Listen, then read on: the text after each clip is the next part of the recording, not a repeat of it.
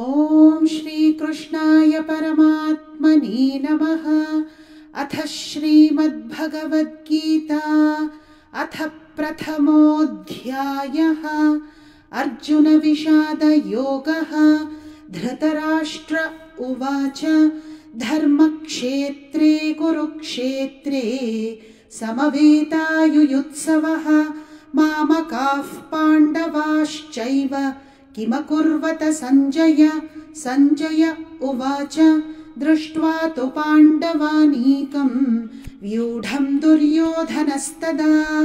आचार्यमुपसंगम्य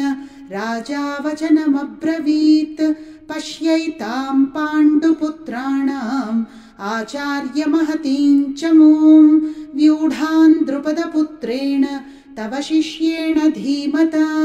अत्र शूरा महेश्वासाः भीमार्जुनसमायुधि युयुधानो विराटश्च द्रुपदश्च महारथः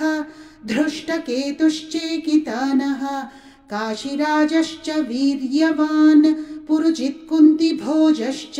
शैब्यश्च नरपुङ्गवः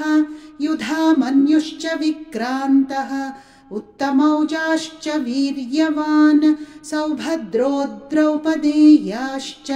सर्व एव महारथाः अस्माकं तु विशिष्टाये तान् निबोधद्विजोत्तम नायका मम सैन्यस्य संज्ञार्थं तान् ब्रवीमि ते भवान् भीष्मश्च कर्णश्च कृपश्च समितिञ्जयः अश्वत्थामा विकर्णश्च सौमदत्तिस्तथैव च अन्ये च बहवः शूराः मदर्थे त्यक्तजीविताः नानाशस्त्रप्रहरणाः सर्वे युद्धविशारदाः अपर्याप्तं तदस्माकं बलं भीष्माभिरक्षितं पर्याप्तं त्विदमेतेषां बलं भीमाभिरक्षितम् अयनेषु च सर्वेषु यथा भागमवस्थिताः भीष्ममेवाभिरक्षन्तु भवन्तः सर्व एव हि तस्य सञ्जनयन् हर्षं कुरु वृद्धः पितामहः सिंहनादं विनद्योच्चैः शङ्खं दध्मौ प्रतापवान् ततः शङ्खाश्च भैर्यश्च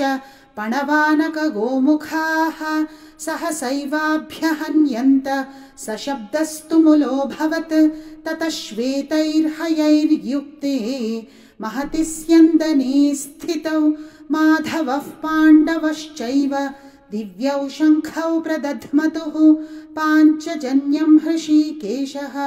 देवदत्तं धनञ्जयः पौण्ड्रं दध्मौ महाशङ्खं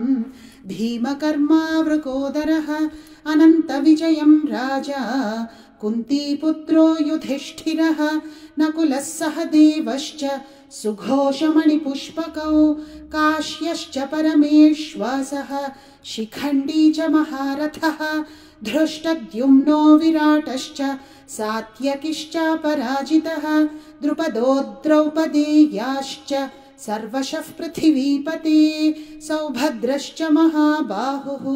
शङ्खान् दध्मुः पृथक् पृथक् सघोषोधार्तराष्ट्राणां हृदयानि व्यदारयत् नभश्च पृथिवीं चैव तुमुलो व्यनुनादयन् अथ व्यवस्थितान् दृष्ट्वा धार्तराष्ट्रान् कपिध्वजः प्रवृत्ते शस्त्रसम्पाते धनुरुद्यम्य पाण्डवः हृषीकेशं तदा वाक्यम् इदमाह महीपते अर्जुन उवाच सेनयोरुभयोर्मध्ये रथं स्थापयमेच्युत यावदेतान्निरीक्षेऽहं योद्धुकामानवस्थितान् कैर्मया सह योद्धव्यम् अस्मिन् रणसमुद्यमे योत्स्यमानानवेक्षेऽहं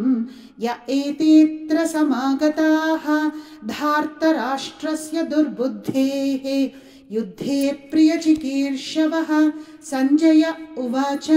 एवमुक्तो हृषीकेशः गुडाकेशेन भारत सेनयोरुभयोर्मध्ये स्थापयित्वा रथोत्तमं भीष्मद्रोणप्रमुखतः सर्वेषां च महीक्षितान् ईप्सिताम् उवाच पार्थ पश्यैतान् समवेतान् कुरूनिति तत्रापश्यत् स्थितान् पार्थः पितॄनथ पितामहान् आचार्यान् मातुलान् भ्रातॄन् पुत्रान् पौत्रान् सखींस्तथा श्वशुरान् सुहृदश्चैव सेनयोरुभयोरपि तान् समीक्ष्य स कौन्तेयः सर्वान् बन्धूनवस्थितान् कृपया परयाविष्टः विषीदन्निदमब्रवीत् अर्जुन उवाच दृष्ट्वेमं स्वजनं कृष्ण युयुत्सुं समुपस्थितं सीदन्ति मम गात्राणि मुखं च परिशुष्यति वेपथुश्च शरीरे मे रोमहर्षश्च जायते गाण्डीवं स्रंसते हस्तात् त्वक्चैव परिदह्यते न च शक्नोम्यवस्थातुं भ्रमतीव च मे मनः निमित्तानि च पश्यामि विपरीतानि केशव न च श्रेयोनुपश्यामि हत्वा स्वजनमाहवे न काङ्क्षे विजयं कृष्ण न च राज्यं सुखानि च किन्नो राज्येन गोविन्द किं भोगैर्जीवितेन वा येषामर्थे काङ्क्षितन्नः राज्यं भोगाः सुखानि च त इमेव स्थिता युद्धे प्राणां त्यक्त्वा धनानि च आचार्याः पितरः पुत्राः तथैव च पितामहाः मातुलाः श्वशुराः पौत्राः श्यालाः सम्बन्धिनस्तथा एतान्न हन्तुमिच्छामि घ्नतोऽपि मधुसूदन अपि त्रैलोक्यराज्यस्य हेतोः किन्नु महीकृते निहत्य धार्तराष्ट्रान्नः का प्रीति स्याज्जनार्दन पापमेवाश्रयेदस्मान् हत्वैतानाततायिनः तस्मान्नार्हा वयं हन्तुं धार्तराष्ट्रान् स्वबान्धवान् स्वजनं हि कथं हत्वा सुखिनः स्याम माधव यद्यप्येतेन पश्यन्ति लोभोपहत चेतसः कुलक्षयकृतं दोषं मित्रद्रोहे च पातकं कथन्न ज्ञेयमस्माभिः पापादस्मान्निवर्तितुं कुलक्षयकृतं दोषं प्रपश्यद्भिर्जनार्दन कुलक्षये प्रणश्यन्ति कुलधर्माः सनातनाः धर्मे नष्टे कुलं कृत्स्नम् अधर्मोऽभिभवत्युत अधर्माभिभवात् कृष्ण प्रदुष्यन्ति कुलस्त्रियः स्त्रीषु दुष्टासु वार्ष्णेय जायते वर्णसङ्करः सङ्करो नरकायैव कुलघ्नानां कुलस्य च पतन्ति पितरो ह्येषां लुप्तपिण्डोदकक्रियाः दोषैरेतैः कुलघ्नानां वर्णसङ्करकारकैः उत्साद्यन्ते जातिधर्माः कुलधर्माश्च शाश्वताः उत्सन्नकुलधर्माणां मनुष्याणां जनार्दन नरके नियतं वासः भवतीत्यनुशुश्रुम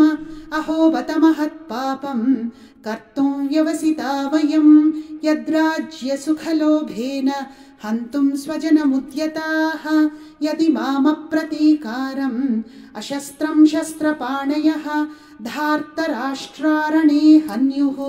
तन्मे क्षेमतरं भवेत् सञ्जय उवाच एवमुक्त्वार्जुनः सङ्ख्ये रथोपस्थ उपाविशत् विसृज्य सशरं चापं शोकसंविघ्नमानसः ॐ तत्सदिति श्रीमद्भगवद्गीतासु उपनिषत्सु ब्रह्मविद्यायां योगशास्त्रे श्रीकृष्णार्जुनसंवादे अर्जुनविषादयोगो नाम प्रथमोऽध्यायः।